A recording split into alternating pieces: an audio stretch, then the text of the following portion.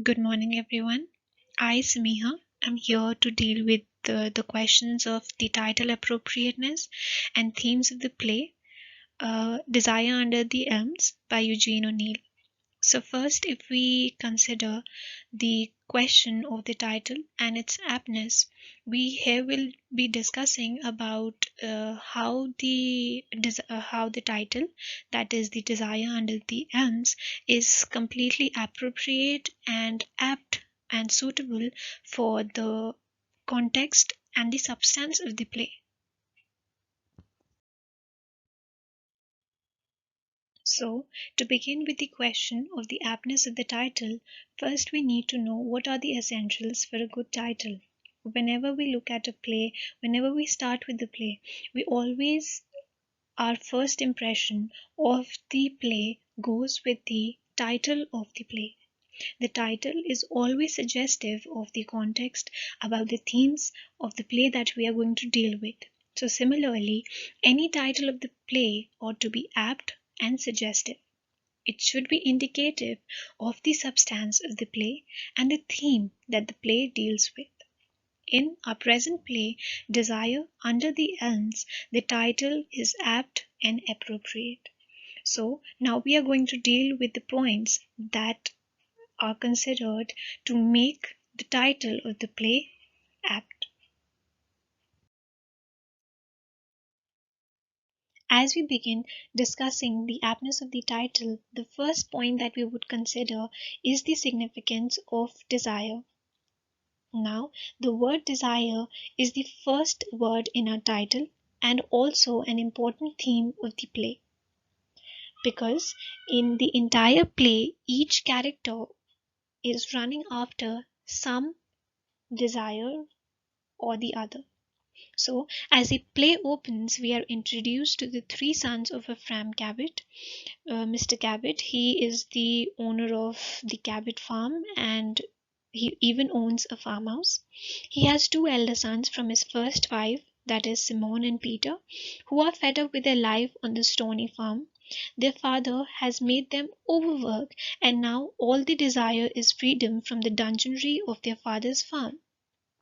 And what they even wish is to go to California because they can work freely over there and they could easily earn more gold. So, at the end, what is the two elder sons' desire is their desire is gold and freedom. And as soon as their father brings his third wife, they leave for California. So now we come to the third son of Ephraim Cabot, that is Eben. And Eben is the youngest son of Ephraim, who passionately desires to possess the farm of his father. And why is that? Because he believes that the farm belongs to his dead mother and his father had unlawfully stolen it from her.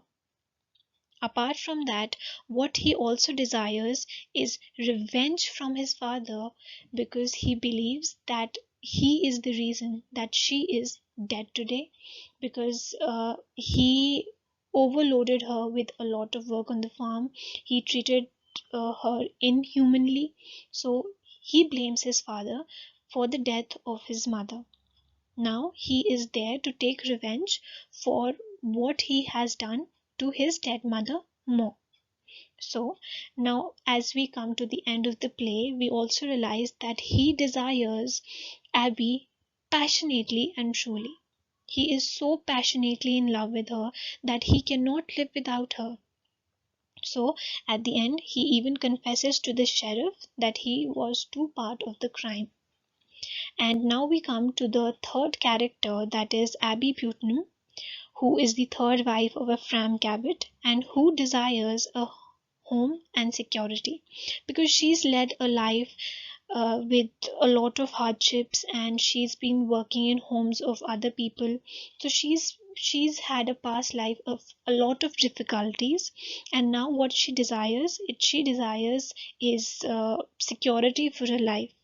So she didn't marry Ephraim because she was in love with him, and he was the age of her father. So she didn't marry him because out of love, and but she married him because she wanted a life security. And later she even desires for old Ephraim to go away, because all she desired was the farm. She didn't want Ephraim to be loitering around her because she was not in love with him. And at the beginning, she tries to seduce Eben, and eventually she starts to fall in love for Eben. And at the end, what she desires is Eben. She desires him passionately, intensely, and her desire for him has outweighed her desire for the farm. She no longer wants the farm. She What she wants at the end is Eben, only and only. And to confess her passion, to convince Eben that she was passionately in love with him, she even murders her child to show that she was so passionately in love with Eben. Now, when we talk about old Ephraim, he too desires the farm. He is so obsessed of his farm. He has put a lot of hard work in his farm, and he has nurtured it with lifeblood. Uh, the farm, it is of so much of great importance to the old Ephraim that he has even lost his past two wives because of the farm, because he used to treat them with such a behavior. He used to make them work like animals in the farm, and that is the reason that his past two wives are dead. And now, but he does not desire to leave the farm to someone who is not blood related to him. So that means that he does not want to leave the farm to Abby because she is not blood related to him, though she is his wife, but she is not blood related to him. He desires a son who may inherit the farm, and the farm would really belong to him after his death. So we get to know that he is superly obsessed with his farm, and what he desires is to give away the farm to someone who is blood related to Evan. And later we also get to know that the old Cabot desires the warmth of human companionship.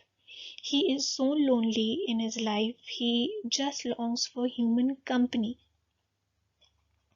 And later we get to know that uh, even when he goes to see Min, that is the village prostitute, and later he marries Abby Putin, he is still lonely and chilly. He desires for warmth but feels chilly, knowing that something is wrong with the house. So eventually, where does he find his comfort? He finds his comfort and warmth in the company of the cows. So we can conclude that the two elder sons desire for gold and freedom. Eben first desires to possess the farm. Secondly, he desires to take revenge from his father, and soon he desires Abby too, truly and passionately. Abby Putnam desires a home and security. The old Cabot, and later she wants the old Cabot to leave her, and the strongest desire that conquers all of her desires is to attain Eben passionately and intensely. And the old Ephraim, he desires his farm because to him the farm is symbolic of security and stability, and he longs for human companionship and even warmth. And where do he finds his company and warmth is in the company of the cows.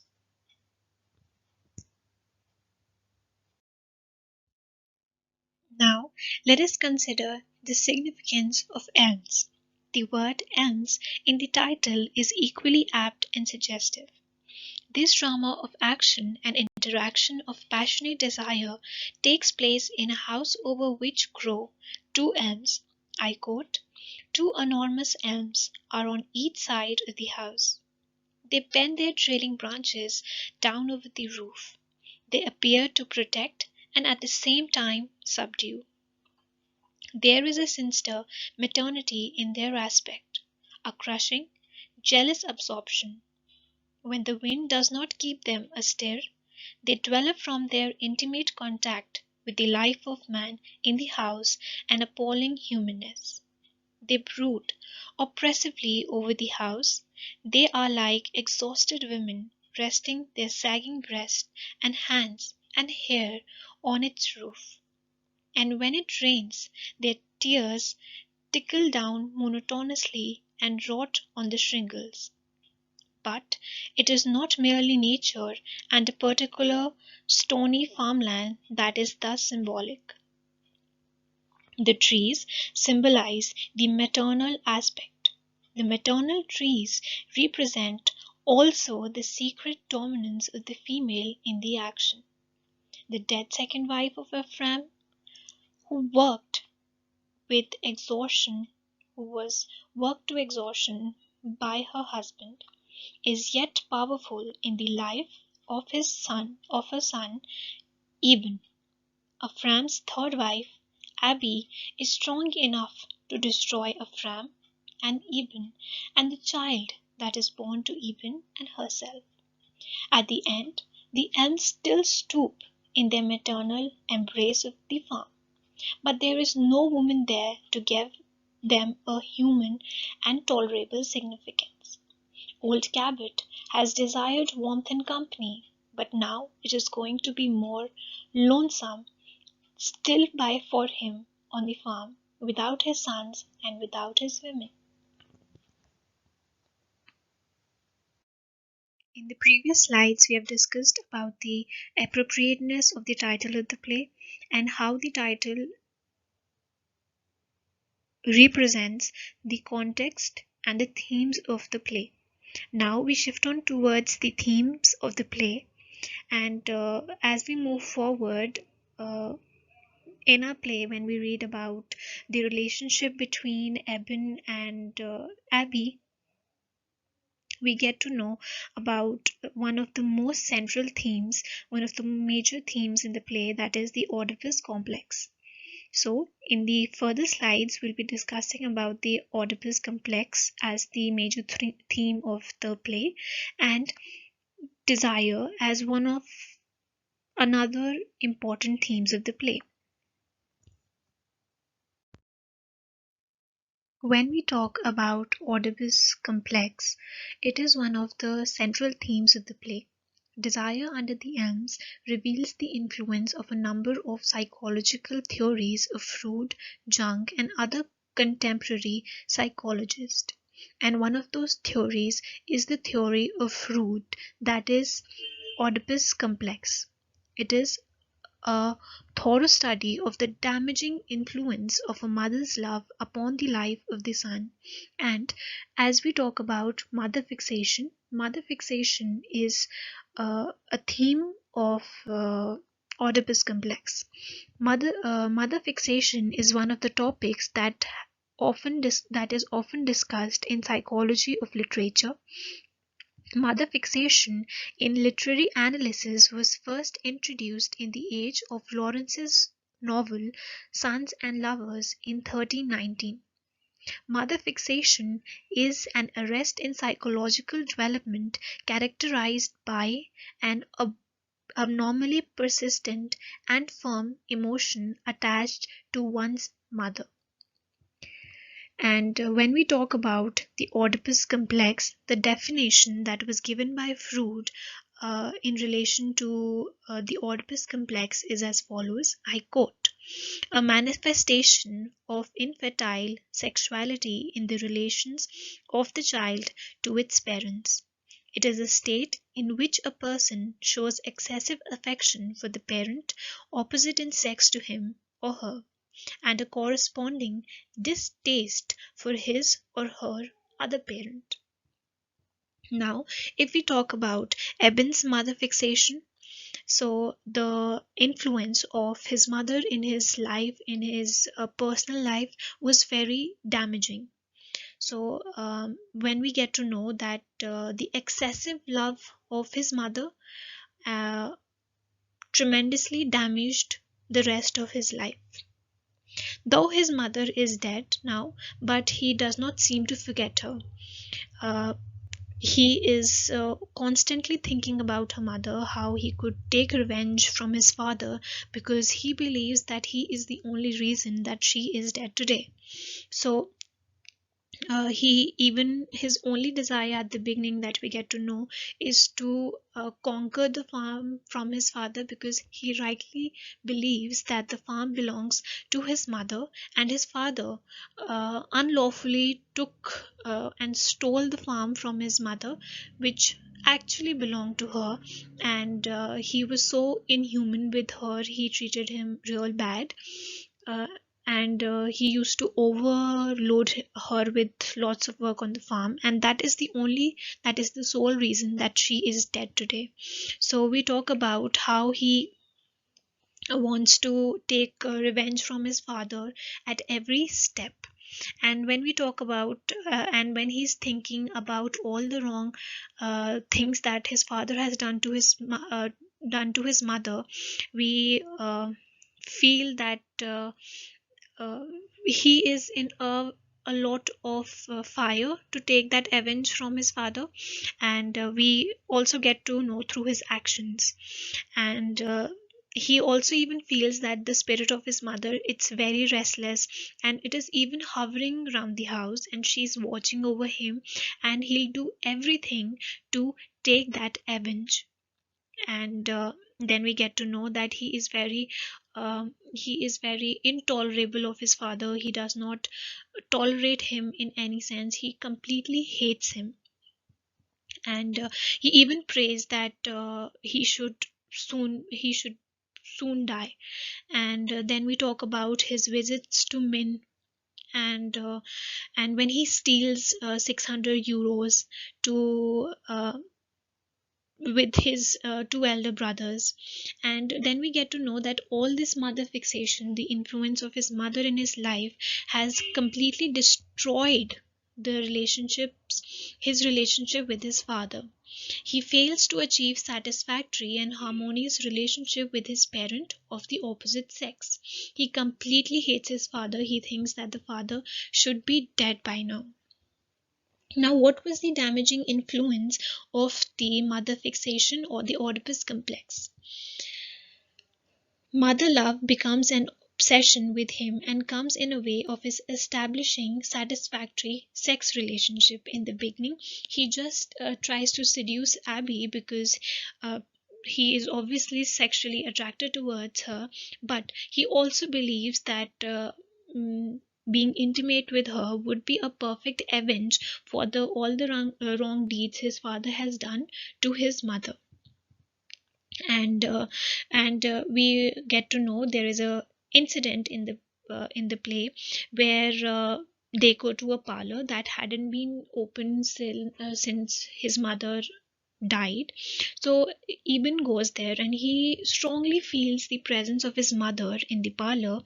And he then thinks that his mother would surely approve of his union with Abby, because that will be the best possible way to take a revenge from his father.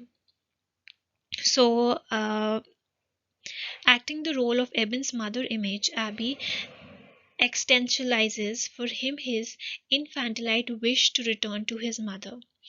And they start making love, and they eventually, the night turns into a very passionate night.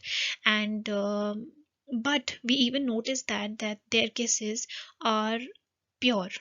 However, uh, Eben must not be feeling the same passion, but their kisses were completely pure, irrespective of any hatred, any revenge.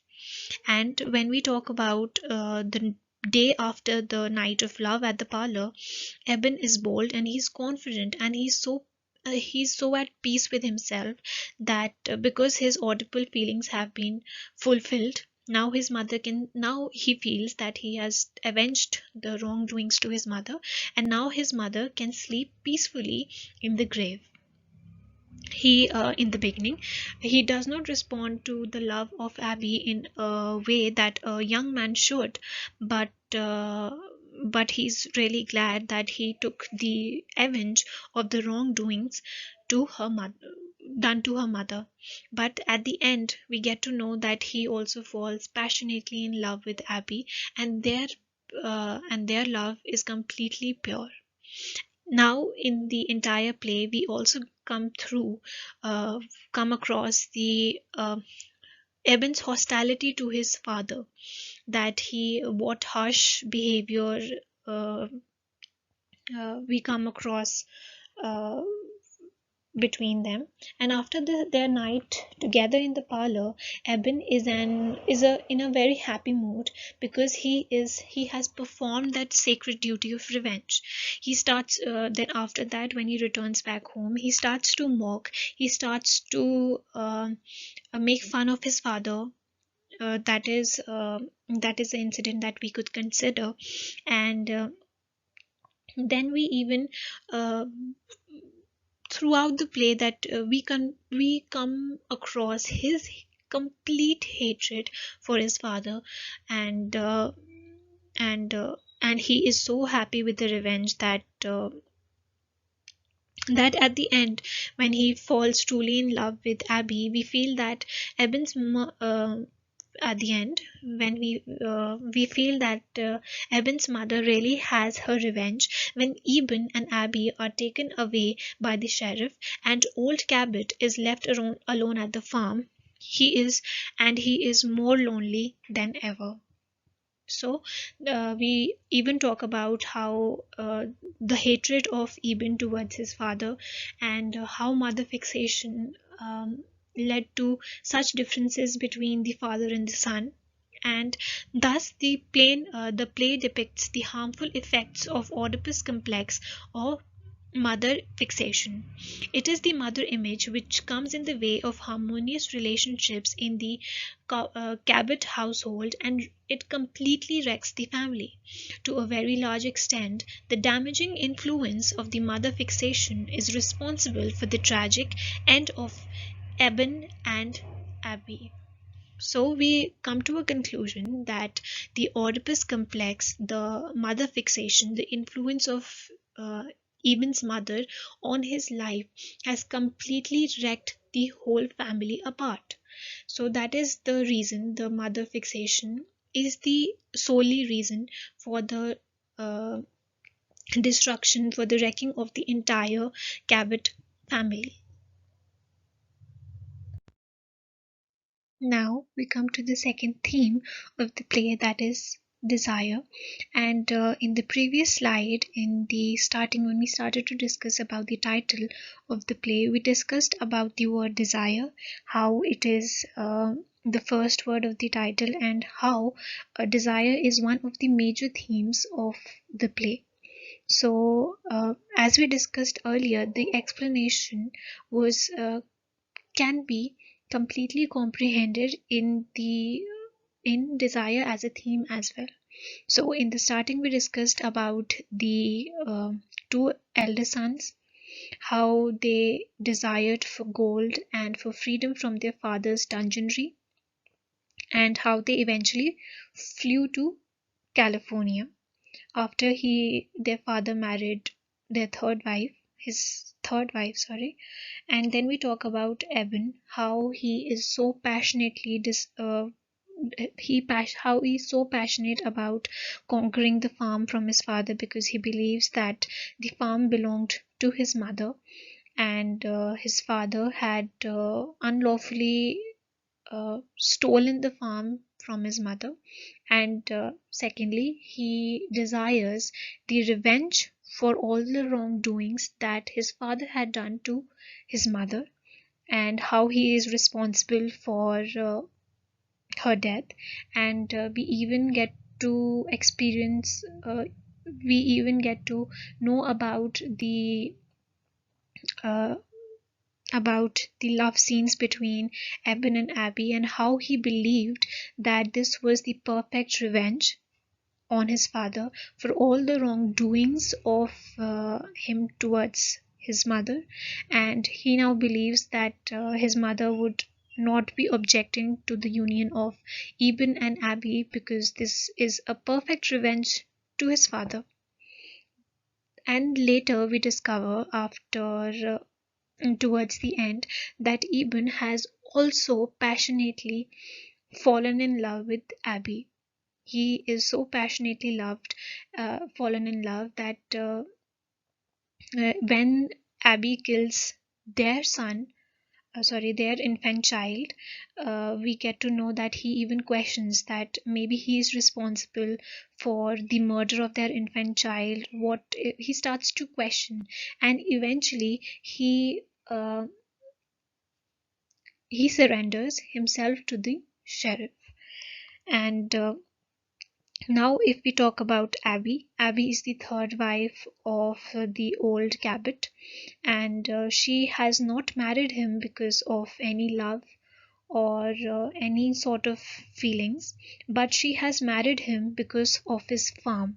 Because she's lived a life of a lot of hardships, and now she wanted some security and house, and that is the reason that she has married the old Cabot.